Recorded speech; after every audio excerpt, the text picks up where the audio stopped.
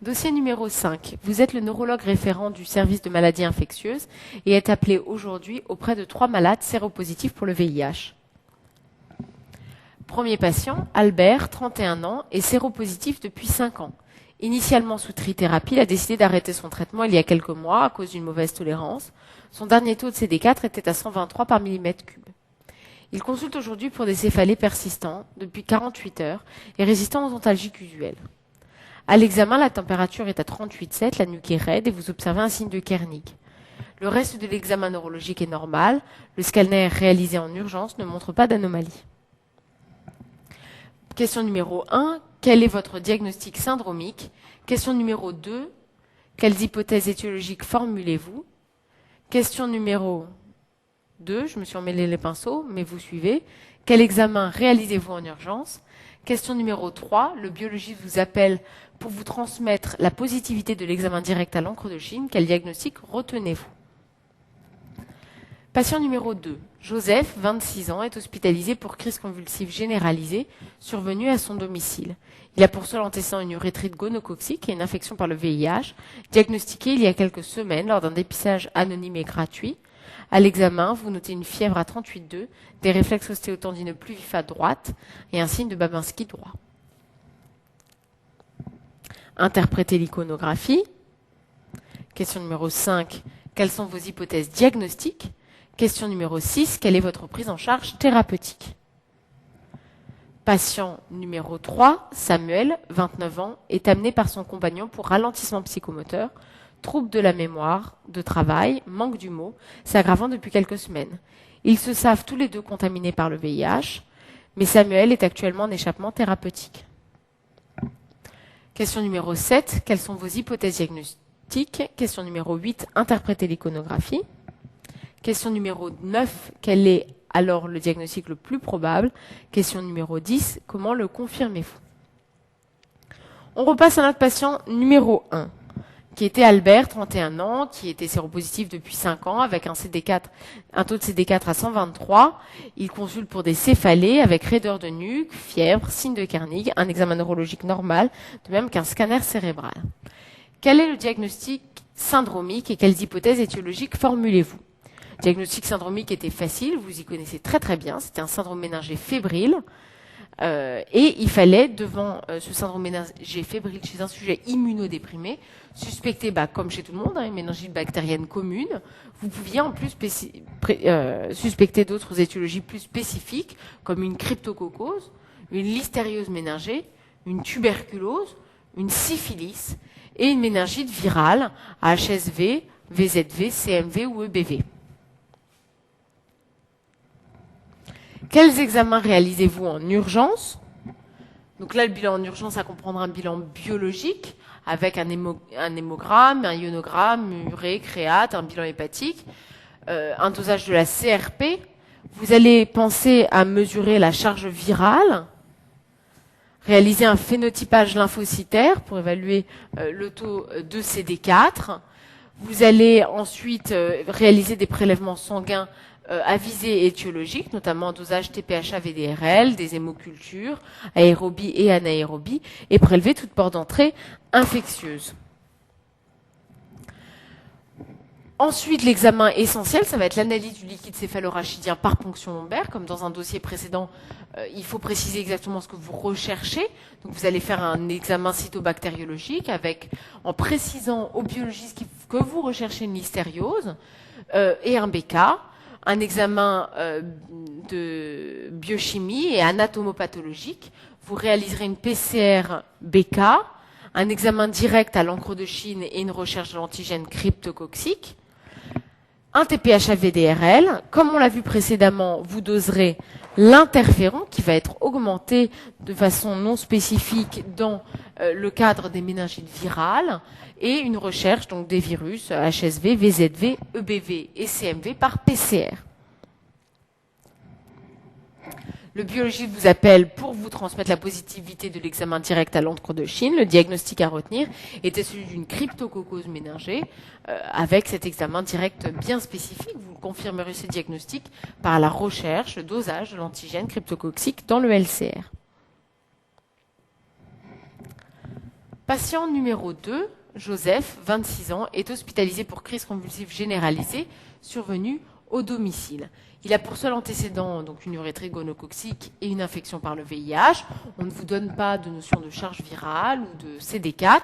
Et vous notez une fièvre à 38, des réflexes un peu plus vifs à droite avec un signe de Babinski droit traduisant l'existence d'un syndrome pyramidal hémicorporel droit. Interpréter l'iconographie. Donc là encore, réflexe. Il s'agit d'un scanner cérébral qui est là et réalisé avec injection de produits de contraste en coupe transversale, fenêtre parenchymateuse. On voit une image unique de localisation pariétale gauche. Je vous rappelle, on le verra sur ces coupes qui passent par les ventricules. On voit en avant le lobe frontal, en arrière le lobe pariétal.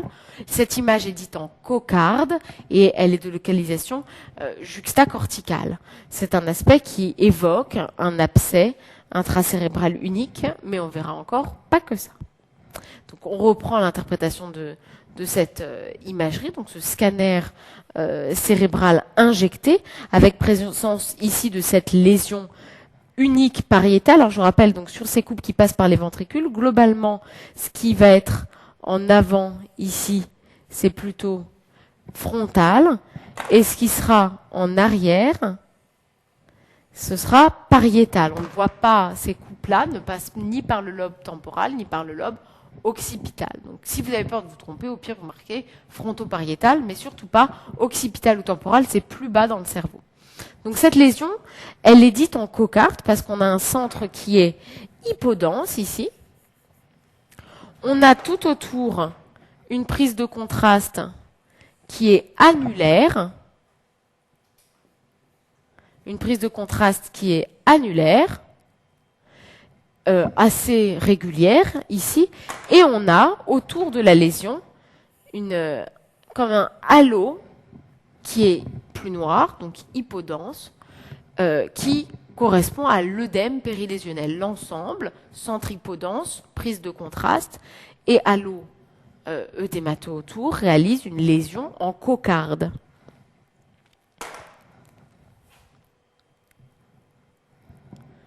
Les hypothèses diagnostiques à ce stade, donc on a vu tout à l'heure que ça fait quand même penser à un abcès intracérébral. L'abcès intracérébral chez le patient qui a une immunosuppression doit faire rechercher une toxoplasmose avant tout. Ça peut aussi être un tuberculome, un cryptococome. Alors on a vu le dossier précédent de la cryptococose méningée. Des fois on peut avoir une méningite cryptococcique associée à un abcès cryptococcique. Il peut s'agir, comme chez le sujet immunocompétent, d'un abcès à pyogène. On peut aussi retrouver une nocardiose ou un abcès à mycobactéries atypique. La gamme diagnostique s'étend encore un peu plus. Il peut pas obligé que ce soit un processus infectieux, bien que là on était quand même orienté par le syndrome fébrile, mais il pourrait s'agir d'une tumeur cérébrale primitive et avant tout un lymphome cérébral. Alors le lymphome cérébral, ça se matérialise comme ça, comme une lésion, prenant le contraste de façon annulaire, réalisant une image en cocarde. C'est souvent multiple quand même chez l'immunodéprimé, le lymphome, et ça a une tendance à un petit tropisme vers le corps calleux. Mais bon, ça aurait très bien pu être ça ici aussi. On a l'hypothèse d'un kaposie cérébral ou d'une tumeur primitive de type glial, bien que on n'ait pas de facteur de risque particulier lié à l'immunosuppression.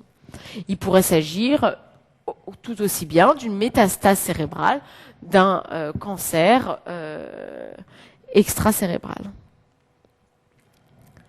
Alors, quelle est la prise en charge thérapeutique devant l'association donc d'un processus expansif intracrânien avec image en cocarde et syndrome fébrile? On pense avant tout à un processus infectieux qu'il va falloir traiter en urgence. Donc, c'est une urgence thérapeutique. Là encore, on va hospitaliser le patient en service de maladie infectieuse si son état le permet, avec une voie veineuse périphérique, un repos au lit, et on va mettre en place un traitement antiparasitaire étiologique visant avant tout la toxoplasmose, parce que c'est la principale cause d'abcès intracrânien du sujet immunodéprimé. Donc on associera 2 antiparasitaires synergiques, le malocide et la diazine, dont vous n'avez pas à connaître les doses. Vous pensez toujours quand même à associer à l'acide folinique lorsque vous traitez par ces deux médicaments. À alcaliniser les urines aussi par de l'eau de Vichy, 1 litre par jour, et une surveillance clinique parce que sous ce traitement, l'état du patient devrait s'améliorer rapidement. Si elle ne s'améliore pas, ça nous incitera à remettre en cause notre diagnostic et rechercher plus spécifiquement les autres causes que nous avions évoquées. Bien sûr, ce traitement antiparasitaire, ce sera mis en place après la réalisation de la ponction lombaire et des examens spécifiques dans le liquide céphalorachidien, mais avant d'en avoir reçu les résultats. Patient numéro 3, Samuel, 29 ans, est amené par son compagnon pour un ralentissement psychomoteur, trouble de la mémoire de travail, manque du mot. Ils ont tous les deux VIH+, mais Samuel est actuellement en échappement thérapeutique.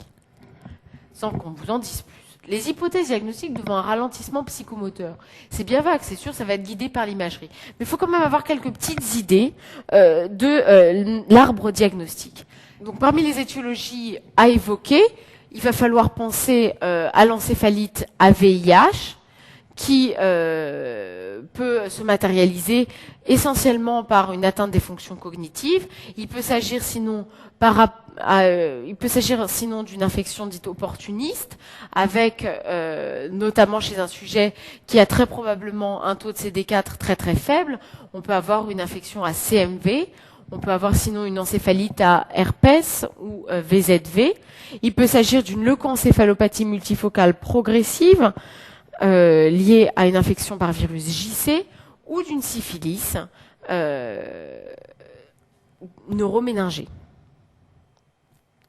Alors, l'imagerie va nous être d'une aide très importante puisque on a des aspects radiologiques différents selon le type de cause de ce ralentissement psychomoteur. Ici, on vous donnait donc une imagerie cérébrale, même réflexe, on dit ce dont il s'agit. Ici, c'était une IRM avec un LCR qui est blanc, donc c'était une séquence T2. Facile, c'était en coupe transversale. Et ce qu'il fallait voir, c'était ces images hyper intenses qui étaient multiples en plage. C'est difficile de dire si elles ont un aspect nodulaire. Non, elles sont plutôt en plage. Elles s'étendent au niveau de la substance blanche. Elles sont parfois confluentes. Elles ont quand même un certain tropisme périventriculaire. Vous les voyez, elles sont bilatérales, mais asymétriques. Et surtout, elles n'exercent pas d'effet de masse au niveau des ventricules. Quel est le diagnostic le plus probable? L'imagerie nous donnait un aspect très caractéristique ici de leucoencéphalopathie multifocale progressive. Comment confirmer le diagnostic? Je vous l'ai dit, cette leucoencéphalopathie multifocale progressive est liée à une infection intracérébrale par virus JC qu'on recherchera par PCR dans le liquide céphalorachidien. L'intérêt de ce dossier était essentiellement de vous montrer les différentes hypothèses diagnostiques, les arbres diagnostiques devant différents symptômes, syndrome méningé, syndrome focal intracrânien ou ralentissement psychomoteur, trouble cognitif, chez un sujet immunodéprimé, savoir un petit peu avoir des réflexes, des tiroirs à ouvrir devant ces différents symptômes inauguraux du patient immunodéprimé. Donc j'espère que vous avez bien retenu et que vous allez garder en tête ces arbres diagnostiques que nous avons revus ici. Voilà. Donc on a fini ensemble cette 3e conférence de neurologie. J'espère que vous aurez appris avant tout au cours de cette conf à être plus méthodique dans l'interprétation de l'imagerie neurologique, à ne pas vous affoler, à savoir commencer par la base, savoir quel type d'imagerie il s'agit, savoir quel type de coupe, si c'est injecté ou pas, car c'est seulement avec une bonne base que vous arriverez à interpréter et à poser des diagnostics. Entraînez-vous fréquemment à faire même ne serait-ce que juste des interprétations d'imagerie, mais à bien les faire, pas vous dire « Oh, ça ressemble à un hématome intracrânien, oh, ça ressemble à une sclérose en plaques ». Non, à essayer d'utiliser les bons mots au bon moment pour votre description. Ça va être essentiel car il faut savoir, pour chaque type de pathologie, quels mots vont être cotés par les correcteurs et à essayer de vous exprimer en bon neuroradiologue. D'accord? Donc, entraînez-vous bien à la maison. Et devenez des brutes de la neuroradiologie, c'est la base de la neurologie et au fond de chacun d'entre vous dort un neuroradiologue. Donc faites-le sortir lors des prochaines, de votre prochain entraînement et lors de vos prochains cas cliniques. Voilà, je vous souhaite bon courage, continuez bien et j'espère que vous aurez bien appris. Au revoir.